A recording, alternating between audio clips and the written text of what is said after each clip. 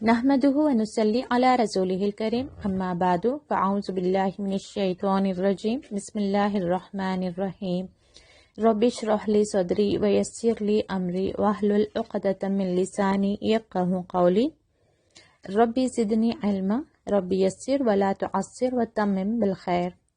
السلام علیکم ورحمۃ اللہ وبرکاتہ۔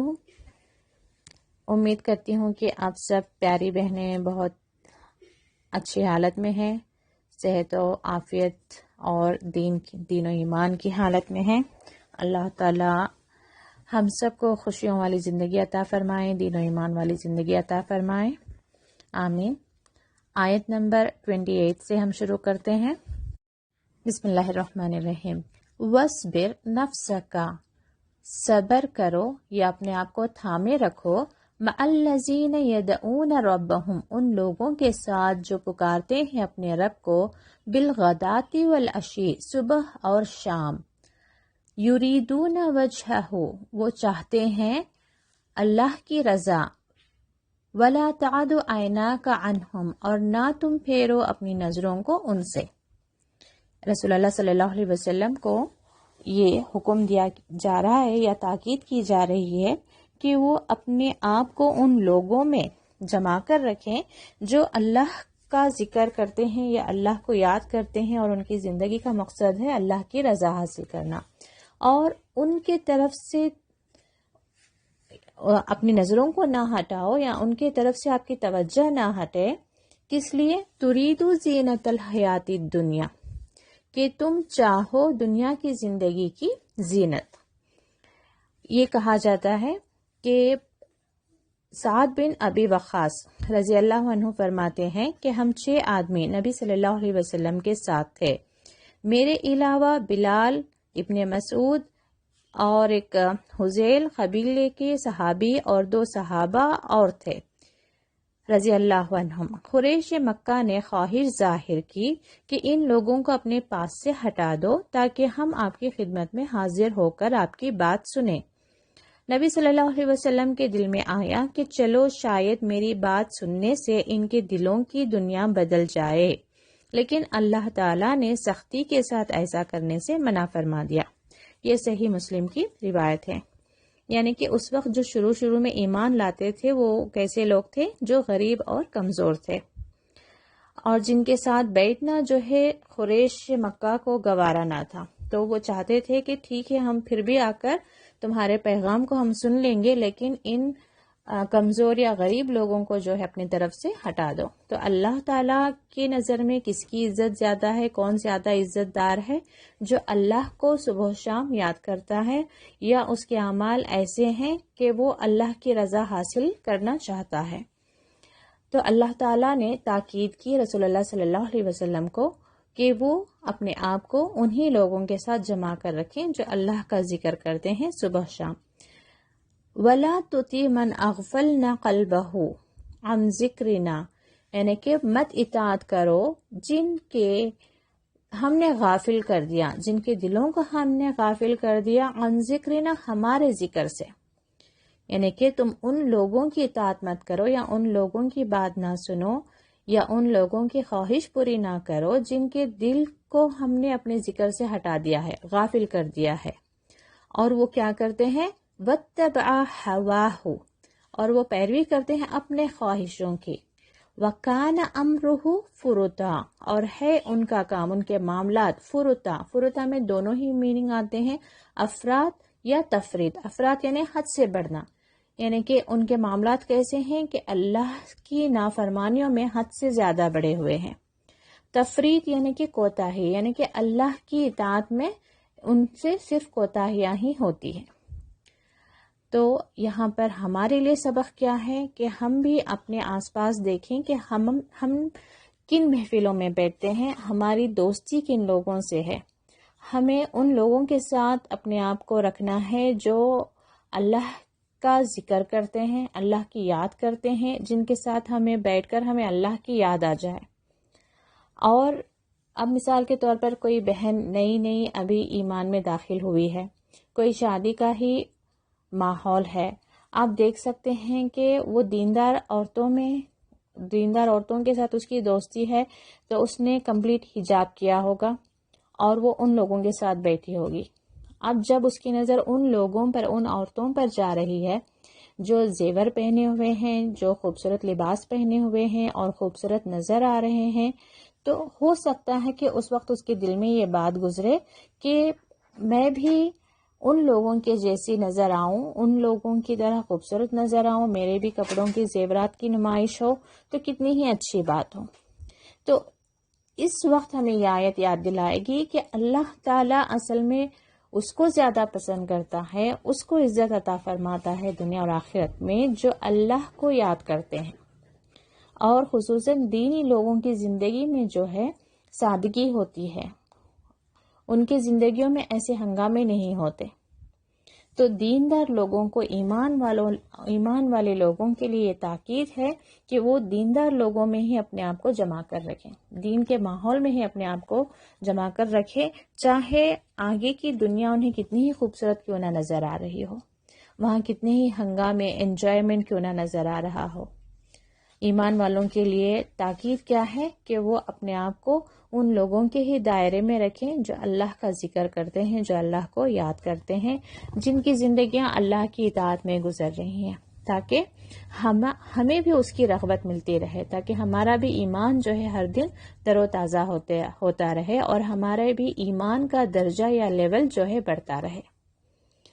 اگلی آیت، وَقُلِ الْحَقُّ مِنْ رَبِّكُمْ، اور کہہ دو الحق، حق یہاں پہ کسے کہا جا رہا ہے؟ قرآن کو. یہ قرآن جو ہے الحق ہے، یعنی کہ حق ہے، من ربکم، یعنی کہ تمہارے رب کے طرف سے آئی ہوئی یہ حق بات ہے، سچ بات ہے.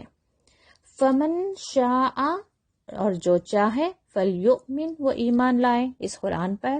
ومن شاء، اور جو چاہے، فلیکفر، وہ انکار کر دے. انا اعتدنا، بے شک ہم نے تیار کر رکھا ہے، للظالمین، ظالموں کے لیے. ظالم کون ہے؟ جو اللہ کی نافرمانی کرتا ہے، اس کے لیے ہم نے کیا تیار کر رکھا ہے؟ نارن، آگ. احاط بہم، اور انہیں گھیرے ہوئے ہے. سرادقھا، اس کی سرادقو، یعنی کہ آگ کی لپیٹیں اس وقت کیسی ہوں گی؟ گویا کہ اس کی ایک فینسنگ وال ہے، جیسے کمپاؤنڈ وال ہے، اسے کسی ایریا کو کور کیا جاتا ہے یا اس کا احاطہ کیا جاتا ہے، بالکل ایسے ہی یہ لوگ آگ میں ہوں گے اور آگ سے باہر نکلنا بھی چاہیں گے تو ان کے چاروں طرف کیا ہوگی؟ آگ کی ہی لمبی لمبی لپیٹیں ہوں گی. وَإِن يَسْتَغِيثُوا، اور اگرچہ وہ فریاد کریں، جیسے ہم کہتے ہیں نا غوث کا مطلب، غوث پاک، غوث کا مطلب ہوتا ہے فریاد کو پورے کرنے والا. تو ایسے یستغیثو، وہ فریاد کریں گے. یغاسو، ان کی فریاد پوری کی جائے گی، کس سے؟ بمائن، پانی سے. اور وہ پانی کیسا ہوگا؟ کالمہل، کالمہل یعنی کہ تیل کی تلچھٹ جیسا ہوگا. یعنی کہ پانی بھی صرف گرم نہیں ہوگا، جیسے یہاں پہ گرم پانی ہے، یعنی کہ اس کا بوائلنگ پوائنٹ الگ ہے اور تیل کا الگ ہے. اب جس چیز پر آپ گرم پانی ڈالیں گے اس پر اتنا فرق نظر نہیں آئے گا، جس پر گرم تیل ڈالیں گے تو اس کی انٹینسٹی الگ ہوگی، تو وہاں پہ جو نقصان پہنچے گا وہ بالکل ہی الگ ہوگا. یعنی کہ آپ دیکھ سکتے ہیں کہ کبھی فرائنگ کرتے ہوئے گرم پانی اگر سے چھینٹے اس جگہ پر پڑیں تو وہ اتنا افیکٹ نہیں ہوگا جتنا گرم تیل کی چھینٹے پڑ جائیں، تو اتنی اسکن جو ہے بالکل ہی الگ طریقے سے وہاں پر اس کا اثر آپ دیکھ سکتے ہیں. بئس الشراب، بہت ہی برا ہے شراب. شراب کہتے ہیں پینے کی چیز، یعنی کہ پہلے ہی وہ آگ میں جل رہے ہوں گے، پھر انہیں پیاس لگے گی اور وہ پانی پوچھیں گے تو انہیں پانی بھی کون سا دیا جائے گا؟ جو تیل، گرم تیل جیسا ہوگا، تو وہ پینا جو ہے بہت ہی برا ہے. وساعد، بہت ہی بری ہے. مرتفقہ، آرام گاہ. یعنی کہ اللہ تعالیٰ یہاں پہ بتا دیا ہے کہ یہ قرآن جو ہے حق ہے، بالکل حق ہے، صحیح ہے، سچا ہے. جس کو چاہے وہ ایمان لائے، جس کو چاہے وہ انکار کر دیں، لیکن اتنا یاد رکھیں کہ جو بھی انکار کر رہا ہے اس کے لیے وہاں پہ آگ آلریڈی تیار کر دی گئی ہے. تو یہاں پہ ہم دیکھ سکتے ہیں کہ آج بھی اکثر لوگ قرآن کے احکام کو جھٹلا دیتے ہیں، قرآن کی آیتوں کو جھٹلا دیتے ہیں۔ ایک ہوتا ہے کہ ہمارا دل مانتا ہے کہ اللہ نے یہ حکم دیا ہے، ہمیں اس پر اطاعت کرنا چاہیے، لیکن کہیں ہمارے نفس کے ہاتھوں، کبھی سوسائٹی، کبھی لوگوں کے ہاتھوں جو ہے ہم یعنی کہ ہمارا ایمان کمزور ہے، ہم اطاعت نہیں کر پا رہے ہیں، اور اس وجہ سے ہم اللہ کے سامنے شرمندہ ہیں۔ کبھی مجبوری میں اور کبھی اپنے کمزوری میں ہم اللہ کی اطاعت نہیں کر پا رہے ہیں، لیکن اس بات کو لے کر ہم بہت شرمندہ ہیں، اور اللہ کے آگے ہم بار بار توبہ کر رہے ہیں، تو بار بار اللہ کی طرف ہم رجوع کر رہے ہیں۔ یہ الگ کیس ہے، لیکن کچھ لوگ ایسے ہیں جو سیدھے سیدھے آیتوں کو جھٹلاتے ہیں۔ آج بھی بہت سے لوگ ہیں جو اس بات پر سوال کرتے ہیں کہ کیا قرآن میں واقعی میں یہ حق ہے، اس میں کوئی چینجز نہیں ہوئے ہیں، یا کچھ لوگ اس پر بھی سوال کرتے ہیں کہ کیا واقعی دوبارہ اٹھایا جائے گا، یہاں تک کہ یہ بھی سوال کرتے ہیں کہ رسول اللہ صلی اللہ علیہ وسلم پر کیا واقعی اللہ کی طرف سے وحی آئی تھی، یا رسول اللہ صلی اللہ علیہ وسلم نے خود سے ہی اس قرآن کو گھڑ لیا، یا یہ بھی سوالات ہوتے ہیں کہ کیا واقعی میں جنت ایسی بنائی گئی ہے، کیا جہنم ایسا ہے، اور کیوں کر اٹھایا جائے گا۔ یعنی کہ جن کے دل میں ایمان نہیں ہے ان کے پاس ایسے بہت سارے سوالات ہیں، یعنی کہ وہ سیدھے سیدھے قرآن کا انکار کر رہے ہیں۔ تو ایسے لوگوں کے لیے اللہ تعالیٰ نے سزا بتا دی ہے۔ ان الذین آمنوا، اور وہ لوگ جو ایمان لائے، اب جن کا دل اس بات کو مانتا ہے، اس بات کا اقرار کرتا ہے کہ یہ اللہ کی کتاب ہے اور رسول اللہ صلی اللہ علیہ وسلم اللہ کے رسول ہیں، وہ لوگ ایمان لانے کے بعد کیا کرتے ہیں؟ وَعَمِلُوا الصَّالِحَاتِ، نیک اعمال کرتے ہیں۔ دیکھیں جہاں کہیں قرآن میں آمنو کی بات آئی ہے، وَعَمِلُوا الصَّالِحَاتِ کی بھی بات آئی ہے، یعنی کہ صرف ایمان لانا کافی نہیں ہوگا، ہمیں ایمان کے بعد عمل بھی کرنا ہے۔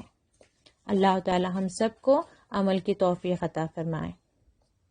اللہ تعالیٰ ان عمل کرنے والوں کو بتا رہا ہے، اِنَّا بے شک ہم لا نُضِيعُ نہیں ضائع کریں گے، اجر من احسن عملا، جس کسی نے کیا ہو اچھا عمل۔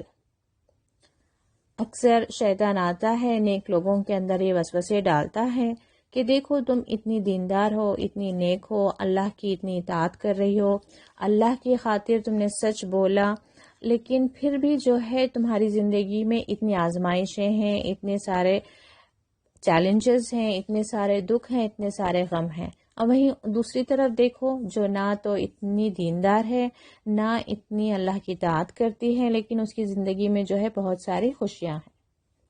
تو اس وقت کے لیے ہمیں یہ ماننا ہے کہ یہ قرآن حق ہے، اور اللہ تعالیٰ نے اس میں وعدہ کر دیا ہے کہ جو بھی نیک عمل کرنے والے ہیں ان کے لیے اچھا اجر ہے، اور ضروری نہیں کہ اس کا ثواب ہمیں، اس کا بدلہ جو ہے دنیا میں ہی مل جائے۔ آگے اللہ تعالیٰ بیان کر فرماتا ہے، اولئک لہم جنات عدن تجری من تحتہم الانہار، انہی کے لیے ہے، یعنی کہ جنہوں نے ایمان لایا اور جنہوں نے نیک عمل کیے انہی کے لیے ہے جنات، باغات، جس کے نیچے بہتی ہیں نہریں، یحلون فیہا من اساور، اور وہاں پہ انہیں پہنائے جائیں گے کنگن، من ذہب، سونے کے، ویلبسون، اور پہنایا جائے گا ثیابن، لباس، خضرا کہتے ہیں گرین، ہرے، یعنی کہ وہاں کا لباس کون سے رنگ کا ہوگا؟ ہرا، اور کس کا ہوگا؟ من سندس کیا ہے؟ باریک ریشم، و استبرق، اور موٹا ریشم، یعنی کہ وہاں ہرا لباس جو ریشم کا ہوگا، باریک ریشم کا بھی ہوگا اور موٹا ریشم کا بھی ہوگا، وہ انہیں وہاں پہ پہنایا جائے گا۔ متکئین فیہا، وہاں پہ وہ تکیہ لگائے بیٹھے ہوں گے، کہاں پہ؟ علی الارائک، تختوں پہ، یعنی کہ ان کے لیے تخت بنائے ہوں گے خاص۔ نعم الثواب، بہت ہی اچھا بدلہ ہے۔ ہم عام طور پر بھی کہتے ہیں نا کہ اس کا ثواب ملے گا، یعنی کہ اس کا بدلہ ملے گا، اللہ تعالیٰ اس کا انعام دے گا۔ تو جن لوگوں نے بھی نیک عمل کیے یہاں پہ، ان کے لیے کتنا خوبصورت انعام ہے کہ وہاں پہ انہیں جنت یعنی کہ باغات دیے جائیں گے، جہاں پر وہ آرام سے رہیں گے، جہاں پر انہیں سونے کے کنگن پہنایا جائے گا، جہاں پر انہیں ریشم کے لباس پہنائے جائیں گے، اور وہ بہت تکیہ لگائے آرام سے بیٹھے ہوں گے۔ وہ حسنت مرتفقہ، اور بہت ہی اچھی وہ آرام گاہ ہوگی۔ تو جب کبھی دل گھبرائے، ایمان کی زندگی گزارتے ہوئے کچھ چیلنجز آ جائیں، کوئی آزمائشیں آ جائیں، تو یہ آیتوں سے جو ہے ہمیں اپنے آپ کو ہمت باندھنا ہے، اپنے ایمان کو مضبوط کرنا ہے، دین پر استقامت رکھنا ہے کہ یہاں پہ نہیں تو اللہ تعالیٰ وہاں پہ جو ہے ہمارے لیے بہترین انعام رکھے ہوئے ہیں، بہترین ہمارے لیے آرام گاہ جو ہے تیار کیے ہوئے ہیں۔ اور یہاں پہ آرام کرنے میں ہمیں اپنی زندگی ضائع نہیں کرنا ہے، کیونکہ کہا جاتا ہے کہ وہاں پر ہم جنت میں جانے کے بعد بھی جو جنتی ہوں گے وہ سوچیں گے یا اس لمحے پر افسوس کریں گے جو انہوں نے اس دنیا میں ضائع کیا ہوگا، یعنی کہ بیکار میں وقت گزارا ہوگا، کیونکہ وہاں پر وہ دیکھ لیں گے کہ یہ ایک نیکی کا بھی جو ہے انہیں کیا ہی خوبصورت انعام ملا ہے۔ جیسے کوئی ٹیسٹ کرنے کے بعد میں ہم آ جائیں، گھر آ جائیں، پھر ہم دیکھیں کہ ہماری ایک چھوٹی سی غلطی سے ہمیں 1 مارک کم ہو گیا اور ہمارے ساتھی کو 1 مارک زیادہ بھی ہو گیا، تبھی آپ نے وہ محسوس کیا ہوگا کہ ہم کتنا بڑا ایک نقصان فیل کر رہے ہوں گے کہ وہ آنسر مجھے معلوم تھا، یا تھوڑا مجھے سوچنا تھا، یا مجھے تھوڑا وقت لگانا تھا، مجھے بھی وہ 2 مارکس ایکسٹرا مل جاتے یا وہ 1 مارک ایکسٹرا مل جاتا۔ تو بالکل یہی کیفیت جنت میں ہوگی کہ جنت میں بھی ہم جا کر ہر اس لمحے پر ہم روئیں گے، ہر اس لمحے پر ہم پچھتائیں گے جو ہم اس دنیا میں ضائع کر رہے ہیں۔ تو بہنوں، ہمیں ضرورت ہے کہ ہم دیکھیں، ہمارے پورے دن بھر کی پلاننگ اس طریقے سے کریں کہ ہمارا وقت کسی بھی بیکار چیز میں نہ ضائع ہو، بیکار کی گفتگو، نہ ٹی وی کے سامنے، نہ لوگوں کے ساتھ، کہیں بھی بیٹھے ہوں، ایون واٹس ایپ ہے، آپ کا فون ہے، کہیں پہ بھی ہوں، آپ یہ دیکھیں کہ آپ کا وقت ضائع نہ ہو رہا۔ ٹی وی پر ہیں تو دیکھیں کہ آپ کوئی ریلیجیس پروگرام جہاں پر آپ کا دینی معلومات بڑھ رہے ہوں، یا دنیا کی ہی آپ کی قابلیتیں بڑھ رہی ہوں، کوئی جنرل نالج ہے، کوئی آپ اپنے صحت کے تعلق سے آپ علم حاصل کر رہے ہیں، یا ایک پیرنٹنگ پر آپ کو ٹپ دیا جا رہا ہے، یا کوکنگ کا وہاں سے آئیڈیاز لے رہے ہیں تاکہ آپ اپنی زندگی کو سمپلیفائی کریں۔ کوکنگ بھی ایسی مت سیکھیں جہاں پر آپ کا وقت بہت زیادہ کچن میں ضائع ہو رہا، یا اپنے دوستوں کے ساتھ بھی آپ باتیں کر رہے ہیں تو دیکھیں کہ ٹاپکس اور سبجیکٹس آپ کیا رکھے ہوئے ہیں۔ 3rd پرسن کی بات کر رہے ہیں، ہم بیکار کی گفتگو کر رہے ہیں، اپنے بارے میں بتا رہے ہیں کہ ہم نے کیا شاپنگ کی، آپ نے کیا شاپنگ کی، کس کے گھر میں کیا ہوا۔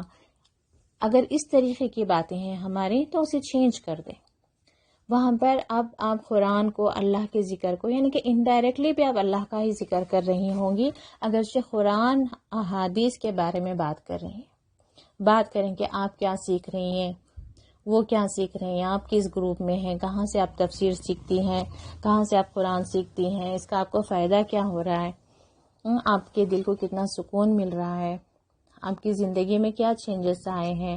آپ ایک بہتر ماں بنیں گی تو آپ کی اولاد کی پرورش بھی آپ کے لیے آسان ہو جائے گی، اور جو اللہ کو راضی کرنے کے لیے لگتا ہے اللہ تعالیٰ اس کی دنیا ویسے ہی سنوار دیتا ہے، اس کے معاملات کی اللہ تعالیٰ اصلاح کر دیتا ہے۔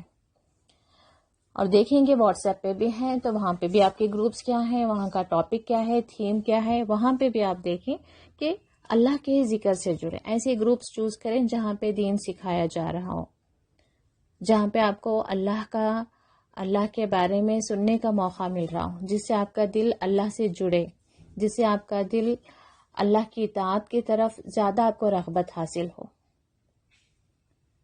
تو انشاءاللہ اگلے ہفتے ہم آیتوں کو کنٹینیو کریں گے، تب تک ہم سب کوشش کریں کہ ہماری زندگی کل سے بہتر ہو، ہمارے اعمال کل سے بہتر ہوں، ہمارے دین اور ہمارے ایمان میں کل سے زیادہ اس میں اضافہ ہوا ہو۔